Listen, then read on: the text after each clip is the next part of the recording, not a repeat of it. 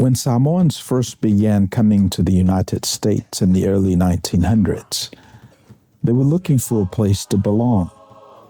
They found home with family, and as those family circles grew, they found it again with their churches. Over time, as Samoans became part of life in America, many found themselves living between two cultures, connected to both, yet not fully at home in either. This place, Manuia, offers a place to land, a place to breathe, and a place to belong. Second Samoa is your home away from home. Anga nui taimi o maliu. Ola mai tau I maliu o le tunu. Lava noa le whaiese to e mea mo le tangata o maliu. Mo lava o na saili, po ai lea ua tu umalo. Afa I stamali I swafa I se swafa daua. Ino te pena whata taule iai. Afa I staule lea po se tamaitai, talavo. Ia o na whamama fo le iai o le halua inga. Na o whesota inga wawala lata lava e pe o matua uso matuangane. Ia iai le winga o nei whalawe lave. E whatontonuina lave le o maliu whatasi ai malefsosoani ai lato na mafuta wawala lata maltangata o maliu. Those are some of the initial comments I wrote down, Robert, as it pertains to this life cycle event in our community called Maliu funerals. And when I was growing up, it was a 2-week affair where people travel from long distances, bringing their what constitutes value to them, two things. It's their fine mats or their money.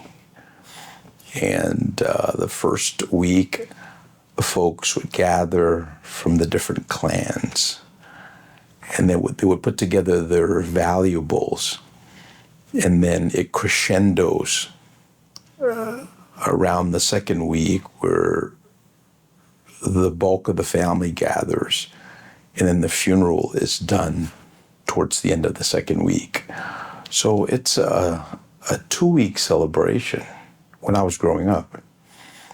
And when I reflect upon that, it's quite an expense, not just the actual physical dollar amount expended, but the time. Because folks have to take time from their schools, their work, just to pay their last respects to the person. I'm glad to report that as of the 21st century, those funerals are very rare in our community. In a population of about 300,000 people in the diaspora, I'd be pressed to find maybe 2 or 3 major funerals in a year that is done the old traditional way. And if 10% of the people are dying, so that's out of maybe 3,000 funerals every year. So it is getting better in terms of expense. And as I reflect on where we have traveled as a people, I realize that death no longer has a hold or a sting over our culture and our people. And just as Jesus said, I have overcome death. So the grave should no longer have the sting that it used to have when we were in the dock before Christ came. So I'm very happy about that. And as I pay attention to our community coming together around this life cycle event in particular, funerals and deaths, I realize that a lot of them are participating in the farewell on a on a one-day basis. Instead of this 2-week corporate mourning, it's now confined to just one day. You bring the body in the morning, and then by the afternoon, they've said their goodbyes, and then the reception to follow immediately.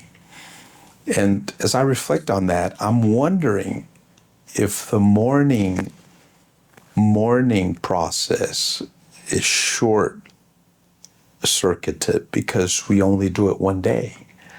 And that's what I'm concerned about, because if people are not allowed to mourn the loss, if people are not allowed to be with the decedent's memories such that it heals them, then we may run into some problems. And as these young people that are witnessing the passing of a loved one are not given time and space to heal, process, to get rid of the guilt, these things might linger on, and they may resuscitate. They may come up in the form of mental illness later on. That's my concern. So ole me o mai to wina I lo tatou o tunuu, a me se tatou I whafoi I Amerika ma tunuu I whafo. Pe ua whawhaingo fie e tatou ia maliu o tangata tatou te alolofa I ai. Samasani o na lua vai aso. Ia le ne ua vai atua ua taitasi aso. Te lua aso. Te tolu aso.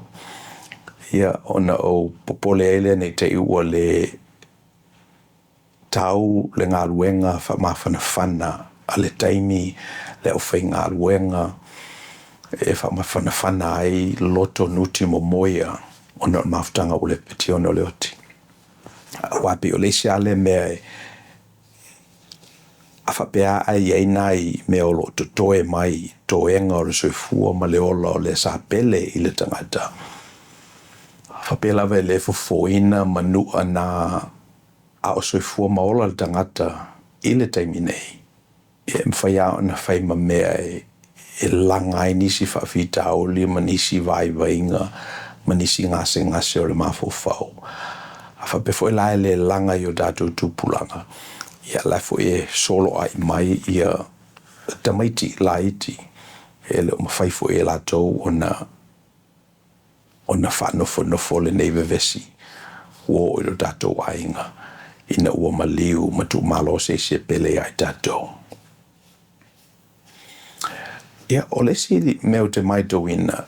One of the things I've noticed about our community here in the diaspora and our community back home is sometimes the structures that we erect to contain the grave of our loved ones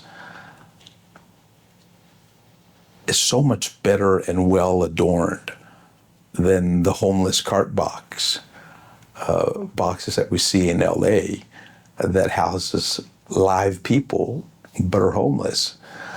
So what I'm saying is, in Samoa, we put a lot of emphasis on the graves of our loved ones, and we adorn it with the finest decoration.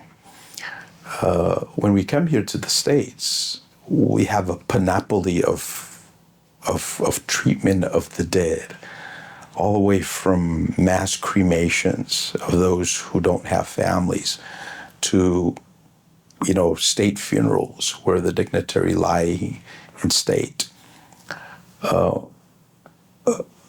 My point is, there's a lot more available to the Samoan community here in the States than it is in Samoa. We have insurance coverage. We have pre-need plans where we can prepay for funeral expenses before they happen.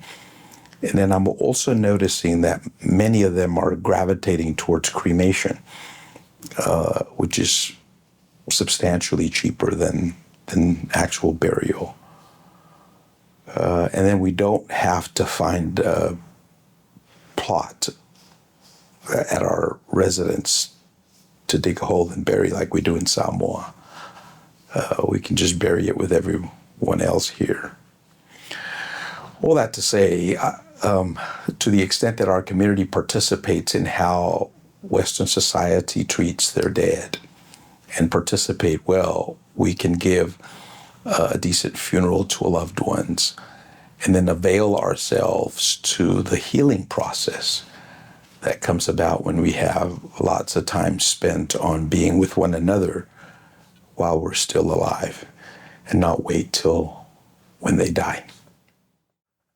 I saw the Long Beach Fire Department putting together a ballot measure, and they were collecting signatures at the grocery stores.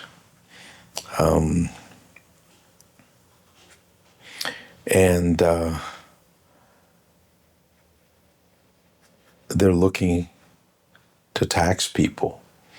They're looking to collect money from the hard-earned labor of people. And I need a thought partner so we can think through some of these pieces.